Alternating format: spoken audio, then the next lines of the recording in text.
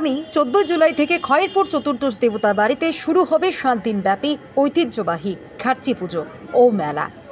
বিশেষ রীতি মেনে শিব, দুর্গা, হরি, লক্ষ্মী, বাগদেবী, কার্তিক, গণেশ, ব্রহ্মা, পৃথিবী, সমুদ্র, গঙ্গা, অগ্নি, কামদেব এবং হিমাদ্রি এই 14 জন দেবদেবী একসাথে পূজিত হন এই 7 দিনব্যাপী।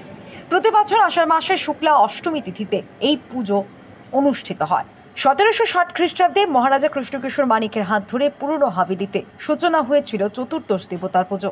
1948 সালে ত্রিপুরা ভারত ভুক্তির পর থেকে এই পুজো ও মেলার দায়িত্ব নেয় সরকার। খার্চি পুজোকে কেন্দ্র করে ইতিমধ্যে শুরু হয়ে গেছে প্রস্তুতি। আজ অনুষ্ঠিত হলো জারি পূজা। খার্চি পুজোর পুরোহিত তথা চন্তাইদের তথ্য অনুযায়ী জারি পুজোর মাধ্যমে জল শুদ্ধি করা হয়। ঘটা করে আজ অনুষ্ঠিত হলো জারি পূজা। ইতিমধ্যেই বিভিন্ন জায়গা থেকে সাধু সন্ন্যাসীরা এসে ভিড় জমাতে শুরু করেছে। এখন অপেক্ষা সোমবারের, সেদিন থেকে শুরু হবে জাতি উপজাতির মিলন মেলা খার্চি উৎসব। এই পূজাটা হলো কি পূজা? এটা জল শুদ্ধক্ষণ লাগিয়েছে খার্চি মেলার পূজা। খার্চি কবে থেকে শুরু হবে? সোমবার। এটা কি পূজা বললে? এটা হচ্ছে জারি পূজা। এটা মাহিতটাকে মানে কি কারণে কেন করা হলো?